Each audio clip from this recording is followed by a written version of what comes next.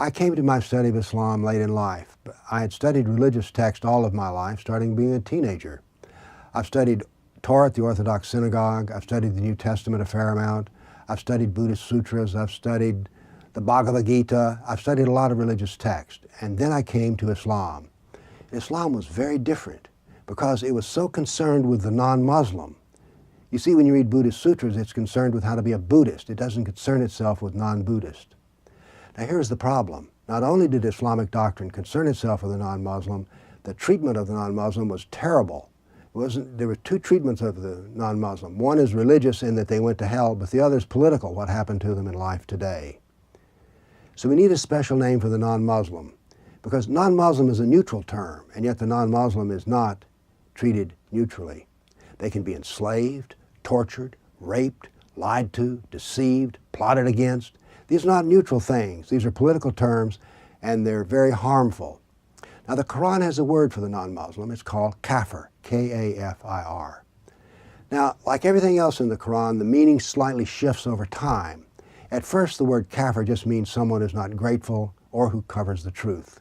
But as time goes on, finally the non-Muslim, the Kafir, can be destroyed in jihad.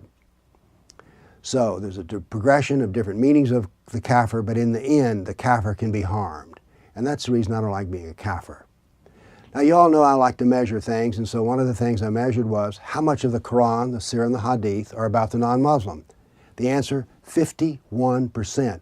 That is, most of Islamic doctrine concerns itself with the Kafir, which is a political problem, not just a religious problem.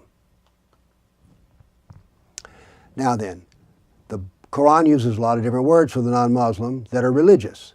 People of the book, pagan, polytheist, Jew, Christian, apostate, infidel.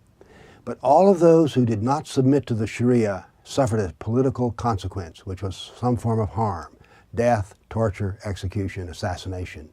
These are political ends. Now, Muslims like to tell us, well, you see, the people of the book, Christians and Jews, they're not really Kafirs. They're brothers in the family of Abraham.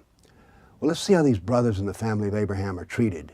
Do you think the Jews that were executed as people of the book felt any different than the pagan who was executed? Nah, the political consequence is the same: submission of some form or another.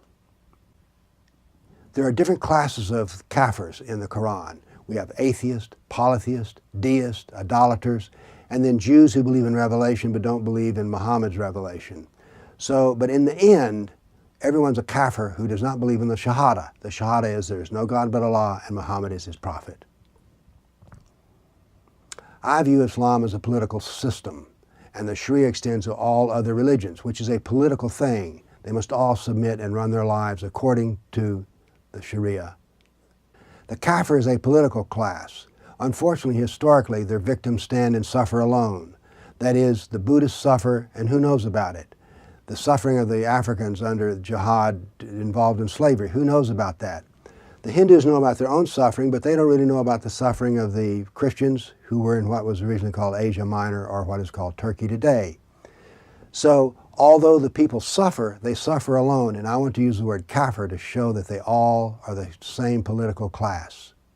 Now I'm coming to one of my main points. Anytime I make a video about religion that includes Christians and Jews, I get hate mail about how people hate the Jews, they hate the Christians, they hate the Jesuits, they hate the Catholics, they hate the Protestants. Here's the thing. Go ahead and hate them, but know this, you the hater, you're going to suffer the same political result as the Jew, the Christian, and everyone else. Get the picture. You may not like other religions, but in the end, whether you're an atheist or not, you're going to suffer the same political consequences. This is the reason I want to use the word Kafir to unite us politically. We're all the same in a political class. Now then, how do you know that if you use Kafir, it's the right word? And by the way, I use Kafir with a capital K because I use it to mean a special meaning: all those who suffer under Islam. Here's how you know you're using the right word. You know who doesn't want you to use that word? Muslims. You see, it's their little dirty word that's a secret. Now, we have a word in the English language that we can't use, and we call it the N word. Well, Kafir is the K word in Islam. So Muslims hate it, which is the proof that we need to use it. In the Arabic, the plural of Kafir is Kufar, K-U-F-F-A-R. But I don't use that. I want to use the English plural, kafirs, plural with an S, because I want the word to become adapted and used. We must understand that all kafirs are the same in the end, and so therefore we need to use the same word for each other. Thank you.